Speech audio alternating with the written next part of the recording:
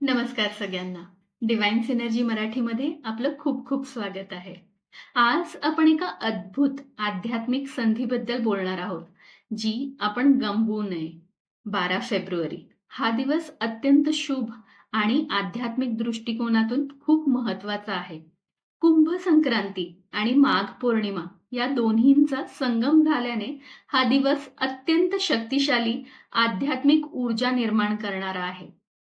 आजचा दिवस इतका खास का आहे?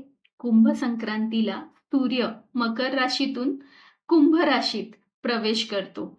कुंभ या शब्दाचा विशेष अर्थ आहे. तो अमृत कलशाचे प्रतीक आहे. समुद्रमंथनाच्या वेळी देवांना अमृत देणारा हाच कुंभ होता.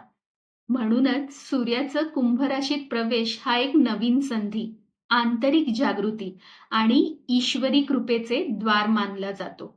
त्यातच माघ पौर्णिमा या दिवशी चंद्राच्या गुरुत्वाकर्षणामुळे समुद्रात मोठ्या लाटा उसळतात. जसा समुद्रावर परिणाम होतो, तसाच आपल्या शरीरातील आणि मनातील ऊर्जा देखील प्रभावित होते. त्यामुळे ही वेळ शुद्धीकरण, आरोग्य आणि आध्यात्मिक उन्नतीसाठी अत्यंत उत्तम मानली जाते. आज आपण हनुमानजी म्हणजेच मारुतीच्या साधनेबद्दल बोलणार आहोत. हनुमानजी केवळ देवता नसून समस्या सोडवणारे दिव्य शक्ती स्वरूप मानले जातात. जे ग्रहदोष आणि कर्मबंधनांना दूर करू शकतात. नवग्रह हे स्वतः कर्मांच्या नियमांमुळे बांधलेले असतात, परंतु हनुमानजी त्या मर्यादेपेक्षा उच्च आहेत. त्यामुळे शनी दोष, राहू केतूच्या समस्या किंवा इतर ग्रहदोषांमुळे निर्माण होणाऱ्या अडचणींवर हनुमान साधना ही अतिशय प्रभावी ठरते. कुंभ संक्रांती आणि माघ पौर्णिमा या दिवशी आध्यात्मिक ऊर्जा विशेषतः तीव्र असते. त्यामुळे हनुमान साधना आजपासून सुरू केल्याने हजारो पटींनी जास्त प्रभावी होते. कुंभमेळ्यात आज कोट्यावधी भक्त गंगा स्नान करून आपले कर्मशुद्धीकरण करतात आणि ईश्वरी कृपा प्राप्त करतात.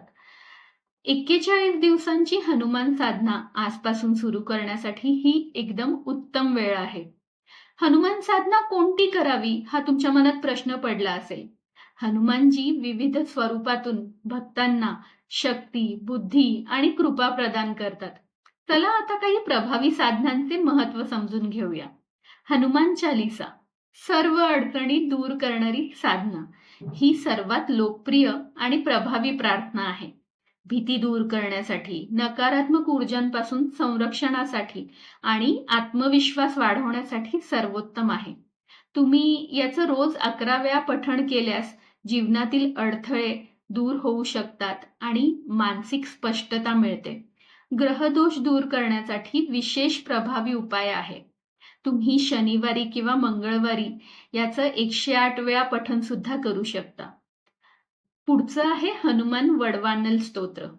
दुष्ट शक्तींपासून संरक्षणासाठी.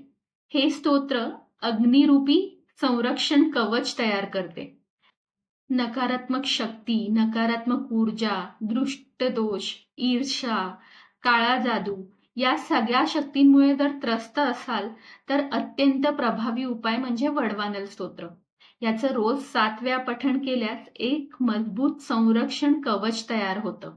अचानक आर्थिक तोटा आला असेल, आरोग्य समस्या किंवा अनाकलनीय अडथळे आल्यास हे स्तोत्र अत्यंत लाभदायक ठरते.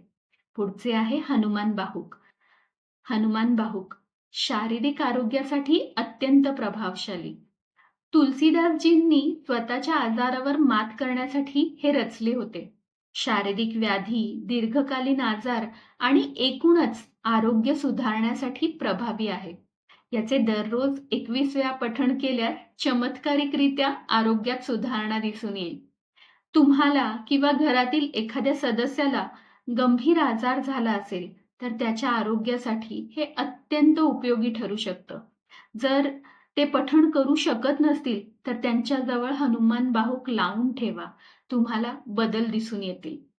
पुढचं आहे सुंदरकांड. सुंदरकांड यश आणि अडथळे दूर करण्यासाठी सर्वोत्तम साधना मानली जाते.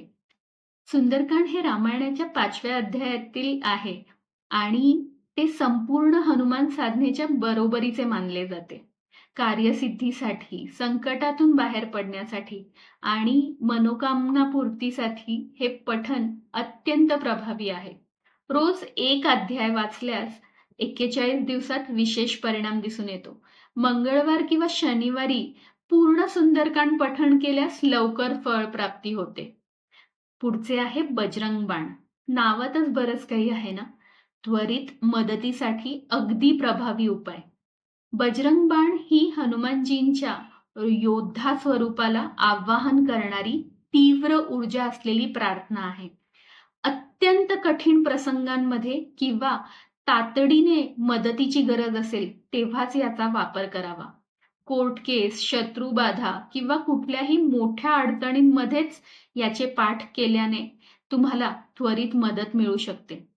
एक निवेदन आहे, फक्त अत्यंत गरज असतानाच याचा जप करावा, कारण हे हनुमानजींच्या उग्र रूपाला आवाहन करते.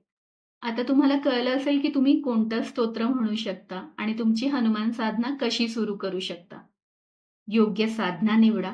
तुमच्या गरजेनुसार कोणतेही एक किंवा अधिक मंत्र तुम्ही निवडू शकता. 41 दिवसांची नित्य साधना करा. नित्य साधनेमुळे आध्यात्मिक ऊर्जा सखोल होते. सर्वोत्तम दिवस आणि वेळ. आजचा दिवस साधना सुरू करण्यासाठी सर्वोच्च मानला जातो. या व्यतिरिक्त तुम्ही मंगळवार आणि शनिवारी देखील साधना सुरू करू शकता. ब्रह्ममुहूर्त म्हणजे सकाळी पहाटे 4 ते 5:30 ही उत्तम वेळ मानली जाते. पूजा विधीसाठी तुम्ही तिळाच्या तेलाचा दिवा लावू शकता, चमेलीच्या तेलाचा दिवा लावू शकता, लाल फुले, शेंदूर आणि गूळ अर्पण करू शकता. श्रद्धा आणि भक्ती. हनुमानजी केवळ भक्तांच्या भावनेला प्रतिसाद देतात. त्यामुळे संपूर्ण श्रद्धेने साधना करा. जर तुम्ही ग्रहदोष, वैयक्तिक संघर्ष किंवा आध्यात्मिक ठप्पपणामुळे त्रस्त झाला असाल तर आजच साधना सुरू करण्याची उत्तम वेळ आहे.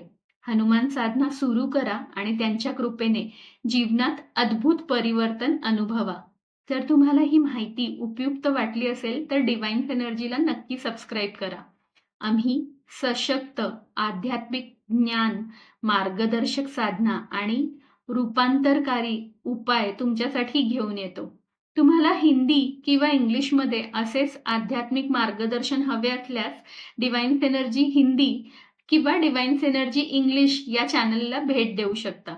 तुमच्या आध्यात्मिक प्रवासाची सुरुवात इथेच होते. लाईक, शेअर आणि सबस्क्राईब करून या पवित्र ज्ञानासोबत जोडलेले राहा. जय श्रीराम, जय हनुमान.